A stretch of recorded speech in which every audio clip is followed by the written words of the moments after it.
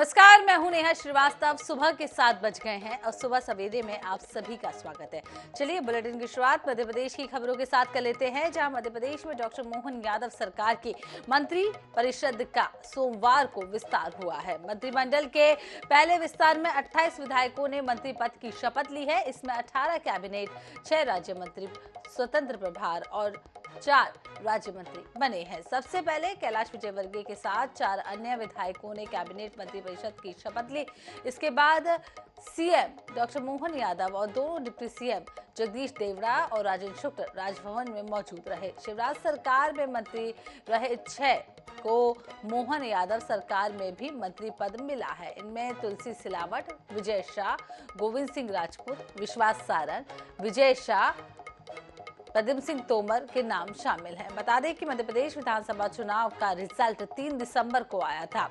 इसके 10 दिन बाद 13 दिसंबर को मुख्यमंत्री मोहन यादव ने मुख्यमंत्री पद की शपथ ली थी, जिसके साथ ही जगदीश देवड़ा और राजेंद्र शुक्ल ने भी डिप्टी सीएम की शपथ ली थी। इसके 12 दिन बाद मंत्रिमंडल का विस्तार हुआ है। मंत्रियों में सामान्य वर्ग के 6, अनुसूचित जनजाति के 4, अनुसूचित जाति के 6, ओबीसी के 12 मंत्री शामिल हैं। क्षेत्रवार देखा जाए तो विंध्य के 3, मालवा निमाड़ से 7, मध्य से 6, ग्वालियर चंबल, महाकौशल, बुंदेलखंड से 4 विधायकों को जगह मिली है। कैबिनेट मंत्री की बात करें तो आपको बता दें, प्रद्युम्न सिंह तोमर, तुलसी सिलावट, इदल सिंह कलसाना, नारायण सिंह कुशवाहा, विजय शाह, राकेश सिंह, प्रहलाद पटेल, कैलाश विजयवर्गीय, करण सिंह वर्मा, संपत्तिया उइके, उदय प्रताप सिंह, निर्मला भूरिया, विश्वास सारंग, गोविंद सिंह राजपूत, इदर सिंह परमार, नागर सिंह चौहान, चैतन्य कश्यप, राकेश शुक्ला ने मंत्री पद की शपथ ली है। वहीं राज्य मंत्री स्वतंत्र प्रभार की बात करें तो कृष्णा गौर, धर्मेंद्र लोधी, दिलीप जायसवाल, गौतम टेटवाल, लखन पटेल, नारायण पवार ने शपथ ली है। इसके साथ ही राज्य मंत्रियों की बात करें तो राधा सिंह, प्रतिमा बागरी, दिलीप अहिवार, नरेंद्र शिवाजी पटेल ने भी शपथ ली।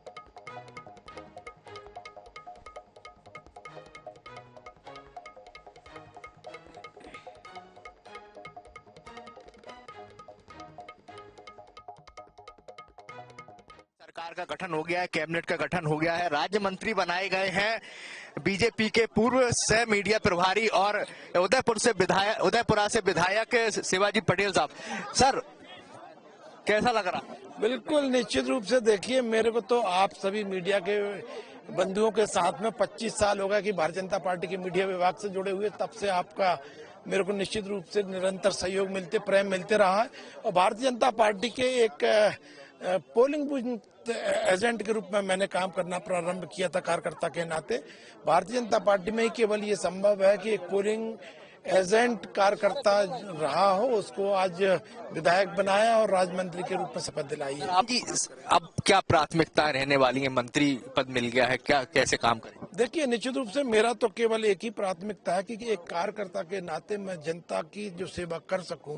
संगठन ने चूंकि मुझे अब जनता की सेवा के लिए दिया है, इसलिए मैं पहले संगठन का काम करते रहा, आज जनता की सेवा के लिए भेजा। तो जिस भाव से लगातार नरेंद्र मोदी जी पूरे देश की सेवा कर रहे हैं, माननीय डॉक्टर मोहन यादव जी प्रदेश की सेवा कर रहा हूँ, उसी भाव से मैं अपनी विधानसभा की सेवा कर रहा था। लेकिन अब मुझे जो नया दायित्व दिया, उसके नाते जो भी मुझे पार्टी नेतृत्व आदेश करेगी उनका पालन करूंगा। तो साफ तौर पर नरेंद्र शिवाजी पटेल जो है, उनका स्वागत हो रहा है, आप देख सकते हैं। और उनका साफ तौर पर ही कहना है कि जो संगठन उन्हें जिम्मेदारी देगा, जो सरकार में उन्हें दायित्व दिया है, उसको निभाएंगे और पूर्ण निष्ठा से काम करेंगे प्रदेश की जनता के लिए। कुल मिलाकर बात की जाए तो नए मंत्रिमंडल का गठन हो गया है और नई मंत्री लगातार जनता से अपने समर्थकों के बीच मिल रहे हैं और लगातार उनसे संवाद करते हुए नजर आ रहे हैं। कैमरामैन सनी झा के साथ INS 24/7 के लिए भोपाल से दिनेश शुक्ल। नारायण सिंह कुशवाहा जो कि पूर्व में भी मंत्री रहे हैं, एक बार फिर से मंत्री बनाया गया है मोहन कैबिनेट में। सर, सबसे पहले तो बधाई आपको। धन्यवाद आपको। सर, आप दोबारा से मंत्री बनाए गए। हम आपसे पिछली बार ग्वालियर में मिले थे जब अलाव पर अपन ने आग भी तापी थी, आपको ध्यान हो। अब मंत्री के रूप में फिर से भारतीय जनता पार्टी कार्यालय पहुंचे। मैं अपने वरिष्ठ नेतृत्व को, केंद्रीय नेतृत्व को, प्रदेश के नेतृत्व को इसके लिए बहुत बहुत धन्यवाद देता हूं और आभार भी व्यक्त करता हूं कि मुझे फिर से मंत्री पद का दायित्व देकर के जो मुझे काम करने के लिए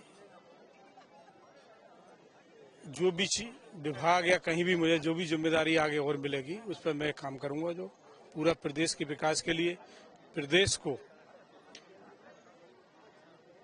अच्छा एक सेवा भावना की दृष्टि से जनहित के काम, गरीब, मजदूर, किसानों के प्रति काम करने के लिए हम लोग निरंतर काम करते रहें, वो उसी पे काम हम करेंगे।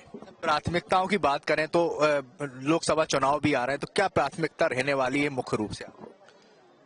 सरकार की वो पार्टी की प्राथमिकताएं तय हैं, उस पर काम कर रहे हैं। जो आज भी मध्य प्रदेश में विकसित भारत संकल्प यात्रा चल रही है, मेरी विधानसभा में भी चल रही है, और उसमें गरीब पीड़ित परिवारों को न्याय देने के लिए लगभग 10 विभागों की योजनाएं हैं, और उनका मौके पर तत्काल निराकरण, और उसको जो अपात्र व्यक्ति कहीं वंचित रह गए हैं उन्हें लाभ देने का काम सरकार कर रही है। साफ तौर पर नारायण सिंह कुशवाहा जी बधाई लेते हुए दिख रहे हैं, और उनका कहना है कि जो भी सरकार दायित्व देगी उनको उसको पूरा करेंगे। गले में जय श्री राम का पट्टा डालकर वो बीजेपी कार्यालय पहुंचे हैं और लगातार लोगों की शुभकामनाएं लेते हुए यहाँ पर लोगों से बात करते हुए नजर आ रहे हैं। कैमरामैन सनी के साथ INS 24/7 के लिए भोपाल से दिनेश शुक्ल। मध्य प्रदेश में मंत्रिमंडल का गठन हो चुका है। हम देख सकते हैं कि जो नए मंत्री बने उन्हें लगातार बधाई मिल रही है। मंडला से विधायक चुनकर आई थी संपतिया उइके जी।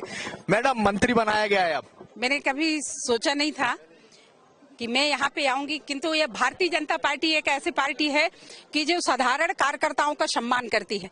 जैसे कि मैं बताना चाहूंगी कि एक मंडल से उठ करके एक सरपंच रहते हुए आज भारतीय जनता पार्टी ने इस अवसर पर आज मुझे यहाँ पे शपथ देने का काम किया है।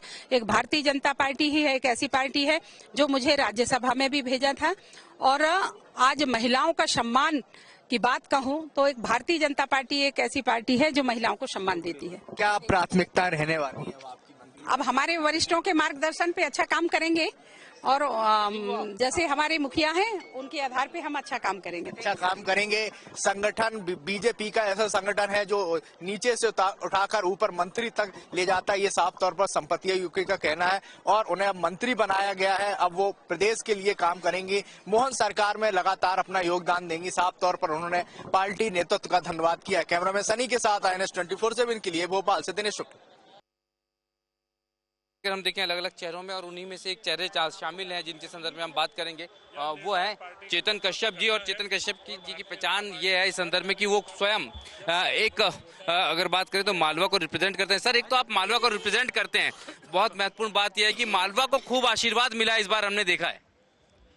मालवा का क्षेत्र प्रारंभ से ही राजनीतिक रूप से भारतीय जनता पार्टी के पूरे हमारे मतदाताओं का वहाँ पर पूरा आशीर्वाद मिलता रहा है, और पार्टी ने भी हमेशा से मालवा क्षेत्र के ऊपर, पहले हमारे पूर्व मुख्यमंत्री सुंदरलाल पटवा, सकलेचा जी, कई मुख्यमंत्री हमारे रहे हैं, और निश्चित रूप से अब उज्जैन से हमारे मुख्यमंत्री मोहन यादव जी हैं, और उनके नेतृत्व में हम मध्य प्रदेश को देश का नंबर 1 राज्य बनाएंगे, और राष्ट्र के विकास के अंदर प्रधानमंत्री जी नरेंद्र मोदी जी के नेतृत्व में हम एक टीम के रूप में मध्य प्रदेश का सबसे बड़ा योगदान देंगे। लगातार आप जीतते आ रहे हैं, हम देख रहे हैं कंटिन्यू, लेकिन मौका काफी लंबे समय बाद मिला, आप कैसा महसूस करेंगे?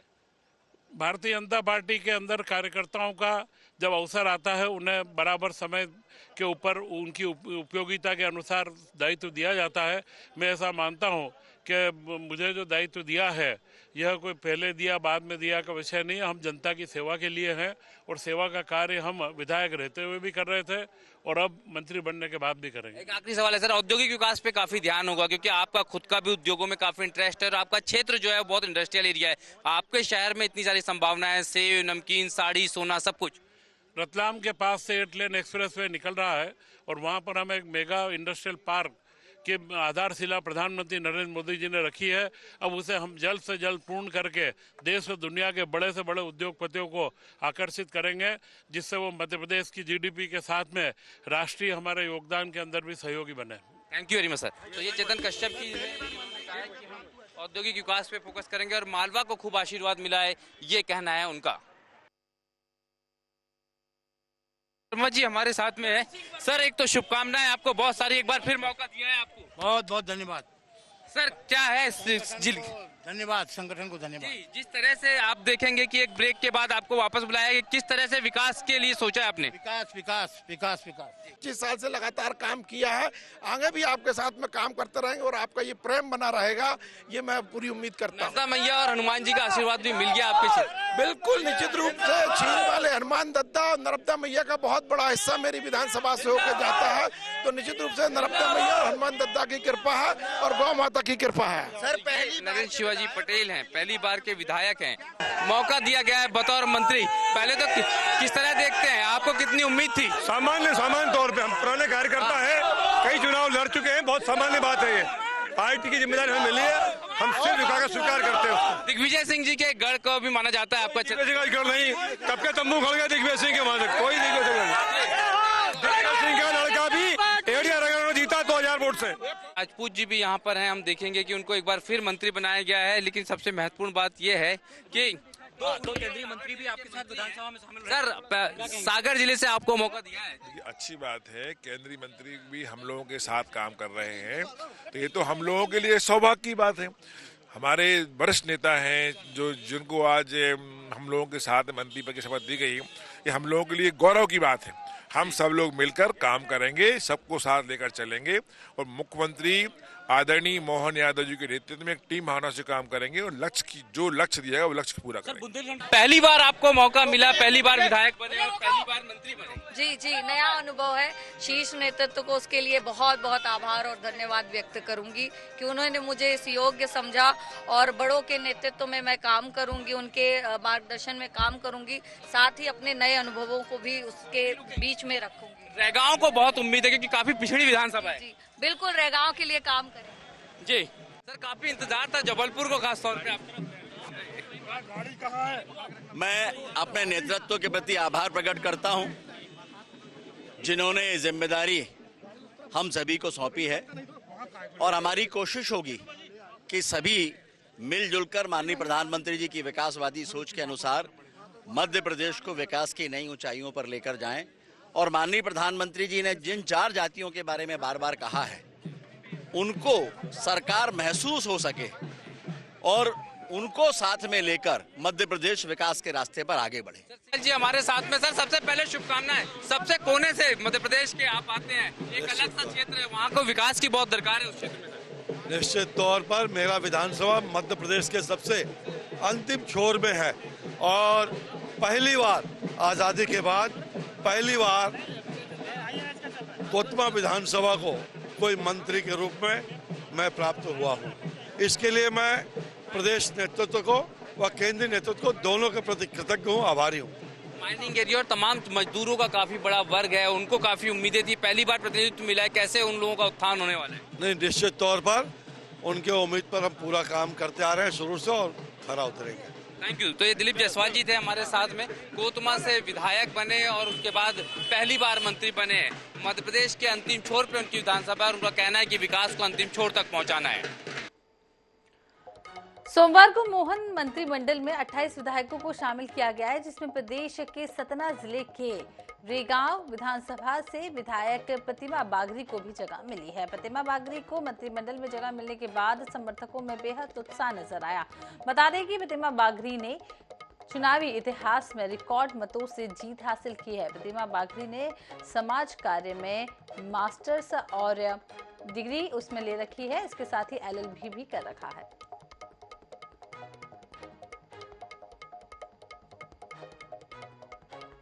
इधर ग्वालियर में पूर्व प्रधानमंत्री अटल बिहारी वाजपेयी की जयंती पर सोमवार को ग्वालियर गौरव दिवस कार्यक्रम का आयोजन किया गया। कार्यक्रम के मुख्य अतिथि मुख्यमंत्री मोहन यादव ने कहा है कि अटल जी का उज्जैन और वडनगर से भी नाता रहा है। यह हमारा सौभाग्य है कि अटल जी ग्वालियर की पावन धरती से थे। अटल जी सभी को लेकर चलते थे, उन्होंने कभी भी सिद्धांतों से समझौता नहीं किया है। कार्यक्रम में मुख्यमंत्री ने ग्वालियर गौरव दिवस पर विभिन्न क्षेत्रों में काम कर रहे हस्तियों को सम्मानित किया, जिसमें सर गंगाराम हॉस्पिटल नई दिल्ली में सेवाएं दे रहे वरिष्ठ चिकित्सक डॉक्टर मुकुंद खेतान, कोच शिवेंद्र सिंह राठौर और शिक्षाविद एवं साहित्यकार जगदीश तोमर, प्रख्यात शास्त्रीय गायक उमेश कंपू वाले एवं स्वर्ग सदन संस्था के विकास गोस्वामी शामिल रहे।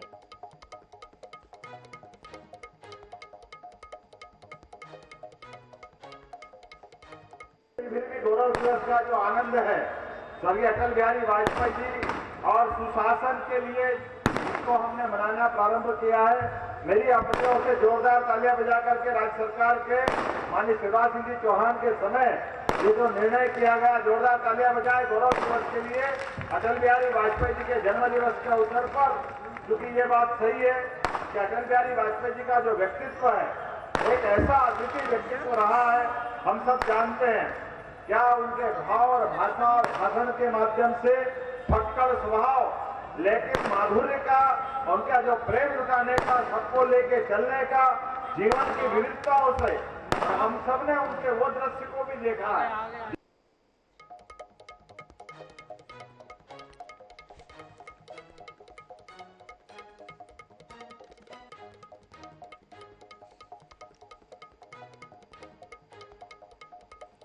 इधर ग्वालियर में सोमवार को संगीत सम्राट तानसेन समारोह में भव्य कार्यक्रम का आयोजन किया गया, जिसमें 1500 से ज्यादा देश भर के अलग अलग राज्यों से आए तबला वादकों ने एक साथ प्रस्तुति दी और ताल दरबार के नाम से आयोजित हो रहा कार्यक्रम मंगलवार तक चलेगा। 2 दिन तक चलने वाले इस आयोजन में 1500 से ज्यादा तबला वादकों ने एक साथ प्रस्तुति देकर विश्व रिकॉर्ड बनाया।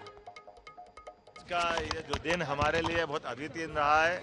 गिनीज बुक ऑफ वर्ल्ड में तबला वादकों के द्वारा ताल दरबार 1500 से ज़्यादा तबला वादकों ने एक साथ तबला वादन किया है और हमने कोशिश की है कि इस पूरे आयोजन को स्मरणीय बनाने के लिए आने वाले समय में 25 दिसंबर तबला दिवस के रूप में सरकार मनाएगी।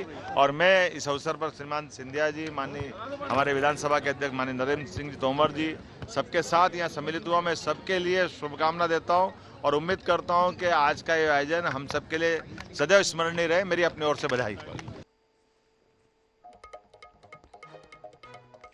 कुदरत ने दुनिया में हर शख्स को दुर्लभ प्रतिभा से नवाजा है। मंडला के श्री राम वार्ड से भी एक शख्स की अद्भुत प्रतिभा देखने को मिली है। जी हां, ये शख्स हिंदी को उल्टा लिखने में महारत हासिल कर चुके हैं। यही नहीं, इन्होंने रामायण और गीता जैसे धार्मिक ग्रंथ को उल्टी हिंदी में लिखा है। दरअसल हम जिस शख्स की बात कर रहे हैं उनका नाम अखिलेश अग्रवाल है, जिनकी उम्र 48 साल है। अखिलेश के साथ बचपन में एक घटना हुई थी, जिसके बाद उन्होंने यह स्किल सीखी। अखिलेश ने बताया है कि बचपन में वह एक मेले के स्टॉल में गए थे, जहां प्रत्येक अक्षर को उल्टा लिखने पर 2 रुपए मिल रहे थे। अखिलेश ने 4 से 5 शब्द उल्टे लिखे, लेकिन उसे स्टॉल मालिक ने गलत ठहरा दिया। तब से उन्होंने उल्टा अक्षर लिखने का ठान लिया था और अब उन्होंने रामायण को महज 25 से लेकर 30 दिनों में उल्टा लिख दिया है।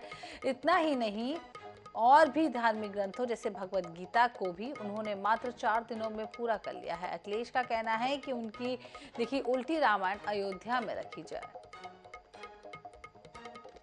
इसकी तैयारी तो ऐसी कुछ भी नहीं थी, बस एक इंसिडेंट हो गया था। बस एक स्टॉल पे गए थे और वहाँ की जो घटना हुई थी, उस घटना के बाद ऐसा लगा कि ये बहुत आसान चीज़ है, तो बस इसकी प्रैक्टिस किया और लिखना चालू कर दिया।